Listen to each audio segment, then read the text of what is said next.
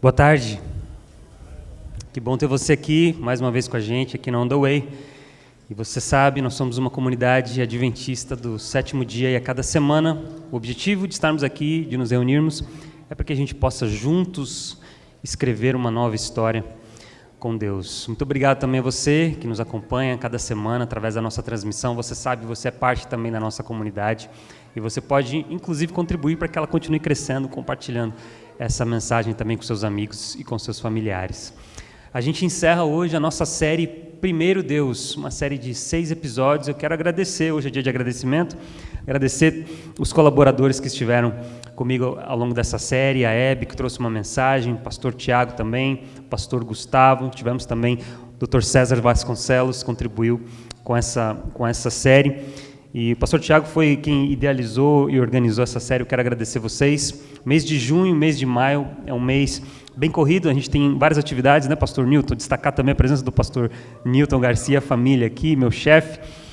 Ele não me avisa, né, que vai vir, eu estou tentando trazer ele para pregar aqui, ele vem aqui de vez em quando. E eu agradeço também a presença. E é um mês muito, muito cheio de atividades, né? A gente tem o Camp Meeting, a gente tem o nosso acampamento também de família.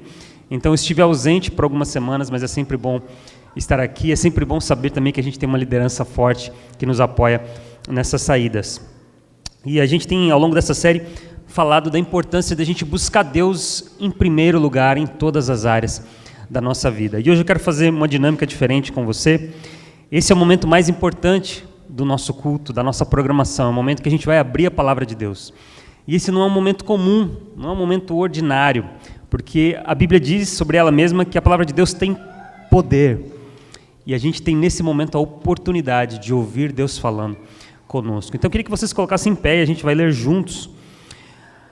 Evangelho de Mateus, capítulo 25, dos versos 14 a 30. Se você trouxe a sua Bíblia, abre aí a sua Bíblia. Evangelho de Mateus, capítulo 25, versos 14 a 30. Nós vamos ler aqui, acompanhar também na tela, se você não trouxe a sua Bíblia. E eu vou ler aqui, você acompanha aí na sua Bíblia ou no telão. Evangelho de Mateus, capítulo 25, versos 14 a 30. E diz assim: o reino dos céus também será como um homem que, ao sair de viagem, chamou os seus servos e lhes confiou os seus bens. A um deu 5 talentos, a outro deu 2 e a outro deu 1, de acordo com a capacidade de cada um. Em seguida partiu de viagem, e o que havia recebido 5 talentos saiu imediatamente, aplicou-os e ganhou mais 5. Também o que tinha 2 talentos ganhou mais 2. Mas o que tinha recebido 1 talento saiu, cavou um buraco no chão e escondeu o dinheiro do seu senhor. Depois de muito tempo, o senhor daqueles servos voltou e acertou contas com eles. O que tinha recebido 5 talentos trouxe outros 5 e disse: o senhor me confiou 5 talentos, veja, eu ganhei mais 5. O senhor respondeu: muito bem, servo bom e fiel, você foi fiel no pouco, eu o colocarei sobre o muito. Venha e participe da alegria do seu senhor. Veio também o que tinha recebido 2 talentos e disse: o senhor me confiou 2 talentos, veja, eu ganhei mais 2. O senhor respondeu: muito bem, servo bom e fiel, você foi fiel no pouco, eu o porei sobre o muito. Venha e participe da alegria do seu senhor. Por fim veio o que tinha recebido 1 talento e disse: eu sabia que o senhor é um homem severo, que colhe onde não plantou e ajunta onde não semeou. Por isso tive medo, saí e escondi o seu talento no chão. Veja, aqui está o que pertence ao senhor. O senhor respondeu: servo mau e negligente, você sabia que eu colho onde não plantei e ajunto onde eu não semeei? Então você deveria ter confiado meu dinheiro aos banqueiros, para que, quando eu voltasse, o recebesse de volta com juros. Tomem dele o talento e deem-no ao que tem 10, pois a todo que tem mais será dado e terá em grande quantidade, mas ao que não tem, até o que tem lhe será tirado. E lancem fora o servo inútil nas trevas, onde haverá choro e ranger de dentes. Senhor, nesta tarde a gente pede a presença do Espírito, que Ele possa abrir os nossos ouvidos, que Ele possa abrir a nossa mente e o nosso coração para recebermos a Tua palavra. Oramos e pedimos em nome de Jesus. Amém. Pode se assentar. 2008 ou 2009, eu não lembro, eu era funcionário de um banco no Brasil, Banco do Brasil, e naquele ano, não lembro se 2008 ou 2009, o banco começou um show de talentos. Eu não sei se você, quando pensa na palavra talento, qual é a imagem que vem na sua cabeça, mas eu tenho uma imagem que sempre vem na minha cabeça quando eu penso na palavra talento, né? Chocolate, né? Esse aqui especialmente, ó, Castanhas do Pará, é um dos favoritos. Avelã também, muito bom. Mas eu quero dizer para vocês que eu participei também de um show de talentos, né? Que é a segunda imagem, talvez, que vem à nossa mente quando a gente pensa, ouve a palavra talento. Eu participei, pode tirar essa imagem que já está dando fome já nas pessoas. Eu participei de um show de talentos lá no banco, que eu fazia parte, em 2008 ou 2009. E era bem simples, eram 3 categorias. Tinha categoria de pintura, tinha categoria de fotografia e tinha categoria de música. E para participar da categoria de música, você tinha que mandar uma gravação simples de uma música inédita, uma gravação que ainda não tinha sido publicada. E eu estava preparando o meu primeiro CD, então eu já tinha ali uma gravação demonstrativa. E eu mandei, então, para me inscrever. E eu recebi depois a informação que, entre milhares de pessoas, eu estava entre os 10 finalistas da categoria de música.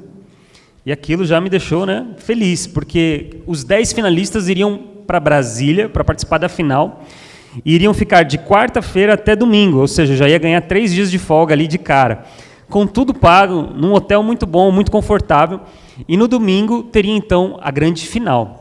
E os 3 primeiros colocados teriam premiações ali importantes. Eu não me lembro qual era o terceiro presente, talvez um valor em dinheiro. O segundo era alguma outra coisa, algum item, não lembro, não sei, era um fone de ouvido, alguma coisa.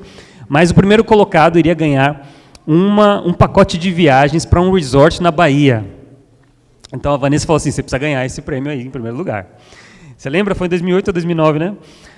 Então a gente chegou a semana, eu fui para lá, e o cronograma era bem simples. Na quarta-feira a gente chegava, ficava no hotel, quarta-feira livre, quinta-feira livre. Sexta-feira de manhã nós tínhamos um ensaio com os músicos no estúdio.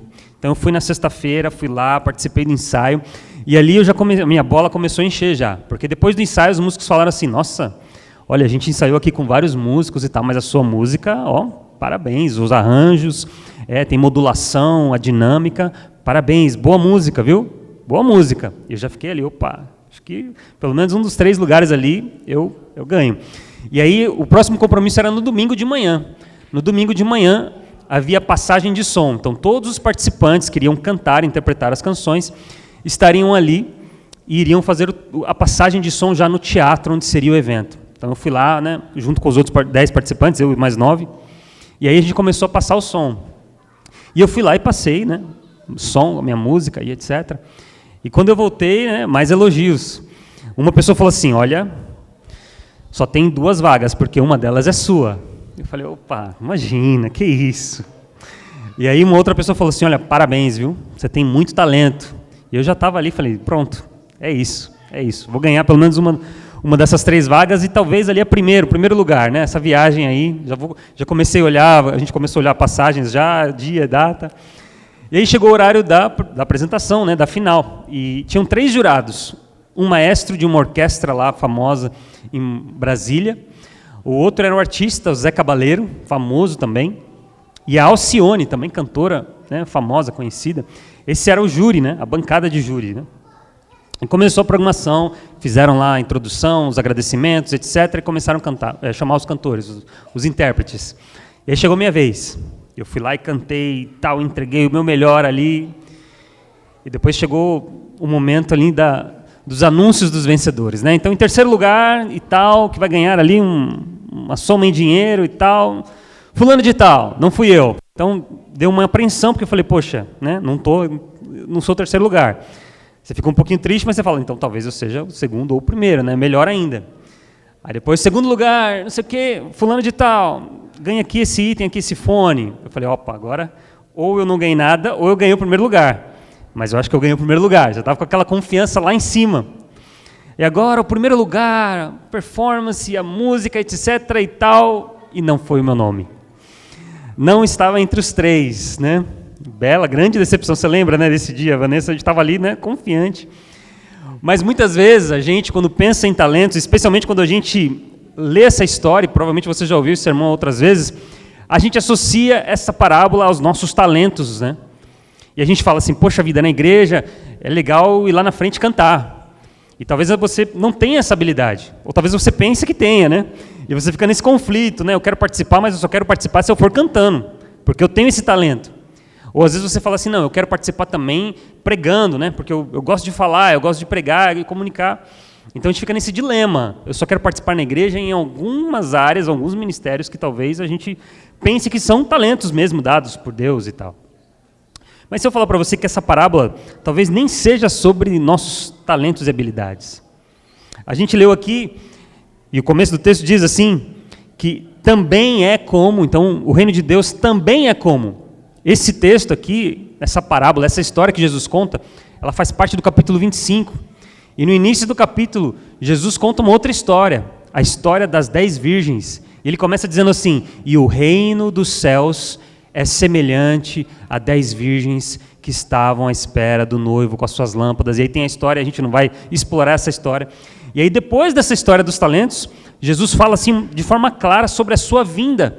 Ele fala assim, quando o Filho do Homem vier com seus anjos, ele vai se assentar no trono da sua glória e todas as nações serão reunidas diante dele. Ele vai fazer uma separação, vai colocar um grupo de pessoas do seu lado direito, um grupo de pessoas do seu lado esquerdo. Então, talvez essa parábola aqui não seja sobre mim e ela não seja sobre você. Talvez essa seja a primeira lição da nossa reflexão desta tarde. Talvez a vida não seja aquela corrida em busca dos nossos próprios interesses. Talvez a vida não seja sobre o nosso próprio umbigo. Talvez existe mais sobre a vida. Talvez Deus está dizendo aqui que é mais importante você cuidarmos das coisas do céu, do seu reino, da sua justiça. Porque essa é a dinâmica do reino. A vida é muito mais do que os nossos boletos.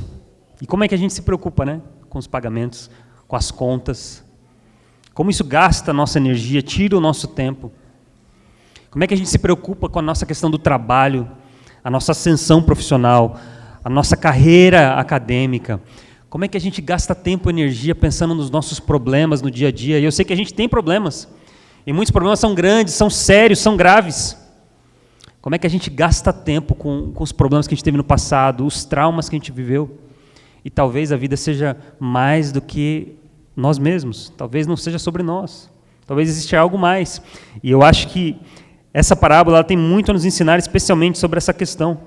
Que o reino de Deus e a vida é muito mais do que eu, a minha vida, as minhas preocupações, os meus desejos, as minhas vontades, os meus problemas. No livro de Salmos, capítulo 127, verso 2, nós temos o texto: é inútil acordar de madrugada, trabalhar até tarde e comer o pão do cansaço, porque os seus amados ele dá, quando? Enquanto dorme. Tem uma dinâmica curiosa no reino de Deus. Quando você cuida das questões do céu, das questões do alto, Deus acaba cuidando também da sua vida, dos seus problemas. E a gente vê isso de forma bem clara no Evangelho de Mateus, capítulo 6, verso 33, e foi o texto que baseou também a nossa série. Diz: buscai primeiro o reino de Deus e a sua justiça, e todas as outras coisas vos serão acrescentadas. Na dinâmica do reino de Deus, quando você cuida das coisas de Deus, Deus cuida das suas coisas. Quando você se preocupa em crescer, em multiplicar, em promover o reino de Deus, Deus cuida da sua vida, dos seus problemas. E a gente tem um desafio muito grande com isso, porque às vezes Deus cuida da nossa vida de um jeito diferente da forma como a gente gostaria que Ele cuidasse. Deus responde as orações, ou às vezes não responde, e a gente fica frustrado. Às vezes Ele responde de um jeito que a gente não gostaria. A resposta não é aquela que a gente esperava. Às vezes a resposta não vem. E a gente tem perdas, a gente tem luto, a gente tem problemas, a gente se encontra em situações que a gente não gostaria de estar. E a gente duvida e questiona se Deus está de fato cuidando da nossa vida. Mas a promessa, e esse texto aqui são palavras de Jesus, não são minhas. Buscar em primeiro lugar o reino de Deus e a sua justiça. E o que acontece? Todas as outras coisas Deus vai acrescentar, Deus vai cuidar, Deus vai dar aquilo que você precisa.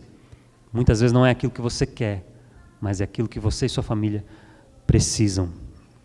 Essa é a primeira informação que a gente encontra nessa parábola, né? A vida não é sobre a gente, tem muito mais da vida para a gente explorar. A segunda questão que a gente vê aqui também nessa parábola é que aquele senhor, ele distribui os seus bens de forma generosa. E aqui um talento, de acordo com estudiosos e comentários, um talento, na verdade, não era uma moeda, né? Também não eram habilidades, era uma medida monetária. Um talento era aproximadamente 34 quilos, um saco com 34 quilos, geralmente de prata ou de ouro. E aí, fazendo uma conta aí uma conta de padaria, essa expressão só vai lembrar quem é das antigas aí, né? Quando você ia na padaria, não tinha ainda calculadora, você comprava lá, eu quero 2 pães, eu quero um leite, eu quero ovos e tal, e o padeiro pegava lá um papelzinho de pão que ele enrolava no pão, pegava a caneta e fazia a conta ali. Então, conta de padaria aqui. Se a gente fosse aplicar hoje, nos nossos dias, um talento era mais ou menos 6 mil denários. Um denário era mais ou menos o que um trabalhador ganhava por um dia de trabalho. Se você fizer aí uma conta, mais ou menos, uma pessoa que ganha entre 15 e 20 dólares por dia, aqui mais ou menos, um talento, um saco ali de prata, era o equivalente a 20 anos de trabalho. 20 anos de trabalho. Eu fiz uma conta de padaria lá em casa, e isso dá mais ou menos entre 800 mil dólares e 1 milhão de dólares.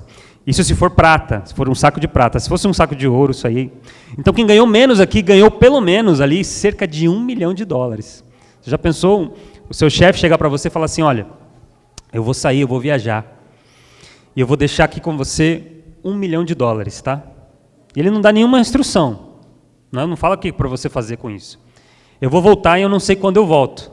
E o texto fala que ele demorou. Então aqui a gente está vendo uma pessoa generosa, que pegou seus bens e compartilhou com os seus servos.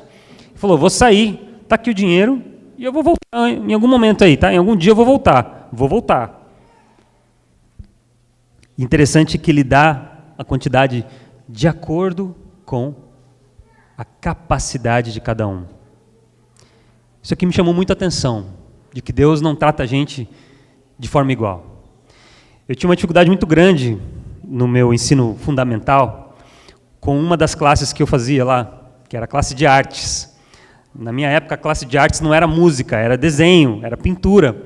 E eu sempre fui muito ruim com isso, assim. Se você pedir para eu desenhar uma família, eu vou fazer uma bolinha aqui, um corpo aqui, as perninhas, é isso aqui. O meu desenho é bem primário, é bem básico, é bem rudimentar. E no quinto ou no sexto ano, mudou a professora de artes. E sabe aquela paixonite de criança? Você olha aquela professora e fala, nossa, essa professora, eu quero ser amigo dessa professora, eu quero estar perto, eu quero agradar essa professora. E eu tentava fazer as lições, as tarefas que ela passava, mas era ruim, meus desenhos eram muito ruins. E eu nunca consegui me conectar como eu gostaria com aquela professora. Ela gostava mais dos alunos que pintavam melhor. E eu não conseguia, porque era usada a mesma régua. E isso é parte no ensino mundial, né? Você tem a mesma expectativa sobre todos os alunos, em todas as áreas, em todas as matérias. Eu, por exemplo, nunca fui bom em biologia, sempre tirei nota baixa em biologia. Eu sempre tirei nota baixa em química, mas eu sempre gostei de português, eu sempre gostei de escrever, de fazer redação, sempre gostei de história, sempre gostei de matemática, mas tinha áreas ali dos estudos que eu não conseguia performar bem. E a gente tem a mesma expectativa, e muitas vezes você foi criado numa família onde os seus pais, eles tratavam os filhos da mesma forma. Eu não estou falando aqui de amor, eu sei que os pais amam os filhos com o mesmo amor, mas o tratamento, às vezes, você recebeu o mesmo tratamento que os seus irmãos, sendo que você teve características diferentes. Às vezes você vai trabalhar numa fábrica, num trabalho, numa empresa, e é esperado de você o mesmo que é esperado de uma outra pessoa que tem uma habilidade diferente da sua. E isso a gente cresce, a gente se frustra, porque nós somos seres indivíduos, né? A gente tem características particulares, peculiares. E aqui nesse texto, nessa parábola, a gente aprende que Deus nos vê como indivíduos. Deus conhece as nossas limitações, Deus conhece os nossos problemas, Deus conhece as nossas habilidades específicas, Ele sabe as áreas onde a gente pode crescer e desenvolver melhor do que outras áreas. Deus nos enxerga como pessoas.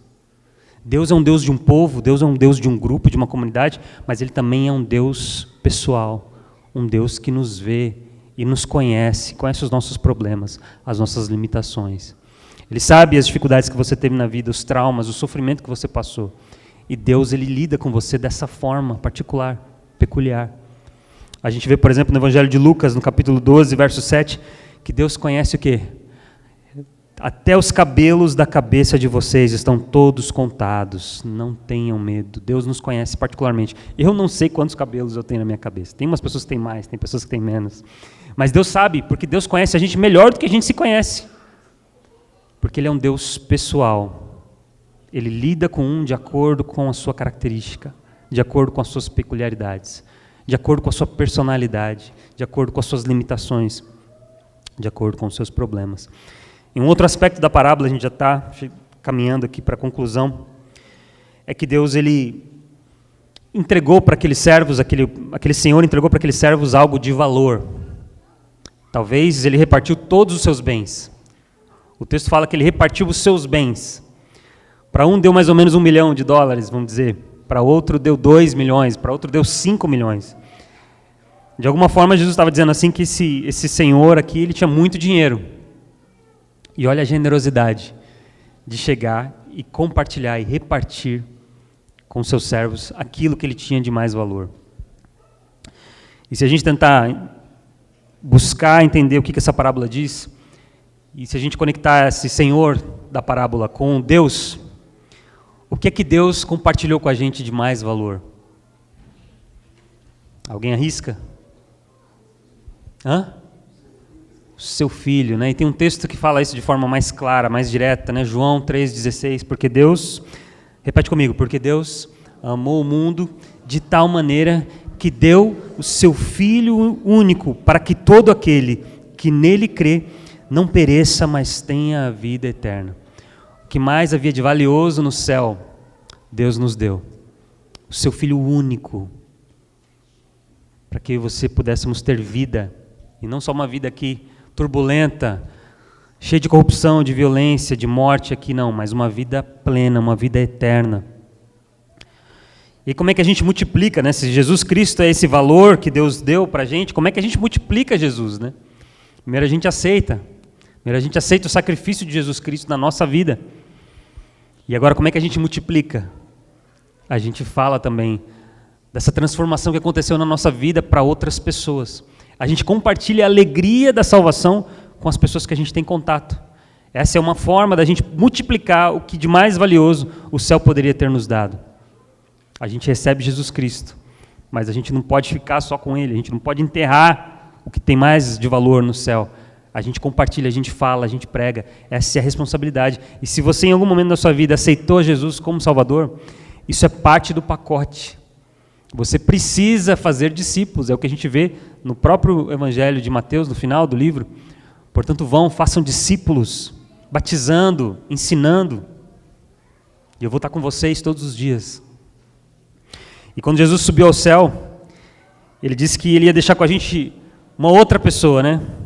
João também, no Evangelho de João, capítulo 16, verso 7, Jesus também dizendo, contudo afirmo que é para o bem de vocês que eu vou, e se eu não for, o conselheiro, ou dependendo da sua versão, o consolador não virá para vocês, mas se eu for, eu o enviarei.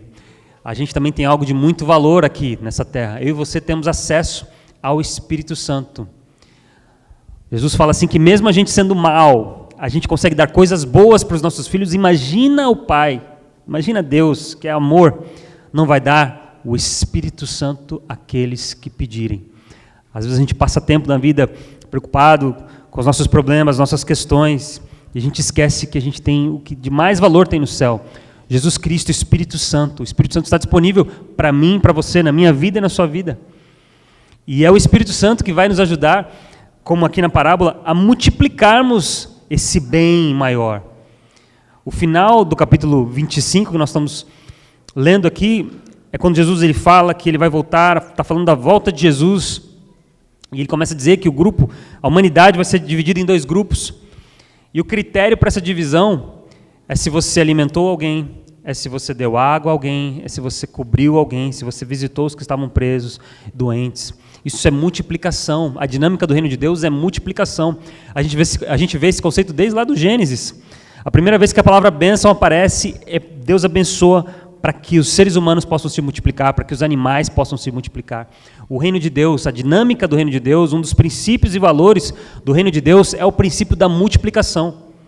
Se você aceitou o bem da salvação, se você aceitou o sacrifício de Jesus Cristo, se você está num relacionamento com Ele, você precisa multiplicar esse sacrifício, você precisa multiplicar esse relacionamento na vida das outras pessoas. E através do Espírito Santo, e isso também se conecta com a parábola, né, das 10 virgens, que o grande problema ali das 10 virgens é que 5 tinham óleo extra e 5 não tinham. E no momento que precisou acender as lâmpadas, 5 ficaram do lado de fora da festa, porque não tinham o azeite, que simboliza na Bíblia o Espírito Santo. Então eu e você, nós temos a oportunidade de recebermos do céu poder para multiplicar, para promover o reino de Deus, para crescer o reino de Deus aqui nessa terra. E último ponto, nessa parábola, o grande problema ali do servo é que quando ele recebe o seu talento, ele pensa na ideia que ele tem do seu senhor. Ele fala, olha, esse senhor aqui, ele é uma pessoa difícil. O texto diz que ele fala assim, eu sabia que você era severo e que você colhia onde você não plantou.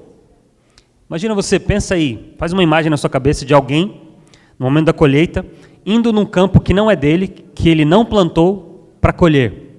Uma pessoa chega lá num campo que ele não plantou, ele fala assim, não, chegou a hora da colheita, eu estou aqui, vou começar aqui a colher. O que você vai falar dessa pessoa? Uma pessoa desonesta, né, para dizer o mínimo. Alguém que vai querer colher o fruto de algo que ele não plantou, não trabalhou. Essa era a imagem que aquele servo tinha do seu senhor. Alguém severo, alguém desonesto. E no texto não há nenhuma indicação de que isso era verdade. No final, quando o Senhor fala assim, você sabia que eu era assim e você fez dessa forma? Se você sabia que eu era assim, você deveria ter feito de outra forma. Isso não quer dizer que ele estava concordando com aquela visão do servo. Ele estava dizendo, dentro da lógica do servo, se você achava que eu era alguém severo, desonesto, você deveria ter tratado dessa forma e você não tratou. Mas alguém que compartilha os seus bens, milhões de dólares, sacos de prata e de ouro, com os seus servos e sai, sem data para voltar, e quando volta, se alegra com o resultado daqueles que multiplicaram e convidam eles para se alegrar junto com ele, essa pessoa não é uma pessoa severa, essa pessoa não é uma pessoa mesquinha, desonesta.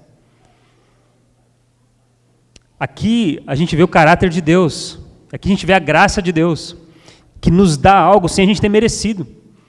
E quando a gente recebe a salvação e se alegra, e multiplica e compartilha, Ele também se alegra e compartilha com a gente. E chama a gente para entrar no reino e se alegrar junto com Ele. Quantas vezes a gente vê essa metáfora, essa imagem de Deus se alegrando? A parábola do filho pródigo, o pai mata um carneiro, um cordeiro, um bezerro, uma ovelha, não lembro, e se alegra, e é festa. A Bíblia é sobre festa. A salvação é sobre festa, é sobre alegria, é sobre multiplicação, é sobre abundância. E Deus espera que, se a gente está feliz nesse relacionamento com Ele, que a gente compartilhe isso com outras pessoas. E Ele vai se alegrar com a gente vai festejar junto. É isso que é o Evangelho. Mas muitas vezes a gente não consegue se alegrar, a gente não consegue compartilhar o amor de Deus, justamente porque a gente tem uma imagem errada de quem é Deus. E talvez isso nem seja culpa nossa. Tem vários fatores que contribuem para a construção que a gente tem da imagem de Deus. Muitas vezes é a situação que a gente viveu, o contexto, talvez a casa que a gente cresceu, o relacionamento com os nossos pais. Talvez a igreja que a gente cresceu falhou em mostrar o aspecto amoroso de Deus. E mostrou um Deus severo, um Deus ranzinza. E a gente tem essa imagem. Mas essa parábola nos convida a conhecer um Deus generoso, um Deus amoroso, um Deus que se alegra e convida a gente para se alegrar com Ele. Eu encerro com o texto de Jeremias, capítulo 31, verso 3. Jeremias, capítulo 31, verso 3. Deus dizendo assim, que nos amou com amor eterno. Com amor eterno te amei. E com bondade eu te remi. Esse é o Deus, com bondade te atraí. Jeremias capítulo 31, verso 3. Esse é o Deus dessa parábola. Esse é o Deus que a Bíblia, de Gênesis e Apocalipse, apresenta. Um Deus de amor. Um Deus que se importa. Um Deus que nos vê como indivíduos. Um Deus que nos convida, nos dá a oportunidade de participar do crescimento do seu reino.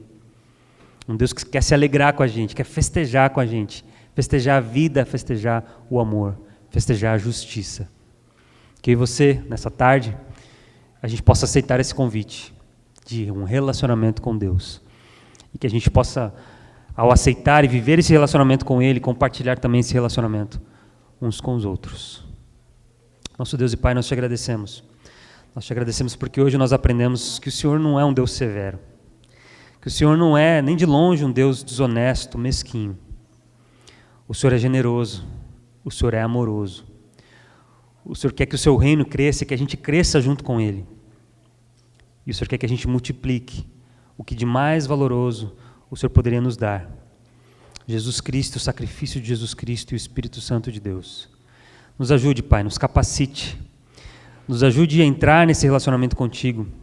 Nos ajude a enxergarmos o Senhor com olhos diferentes, através da leitura da Tua Palavra, através também da relação que nós temos uns com os outros. Nós oramos, nós pedimos, em nome de Jesus. Amém.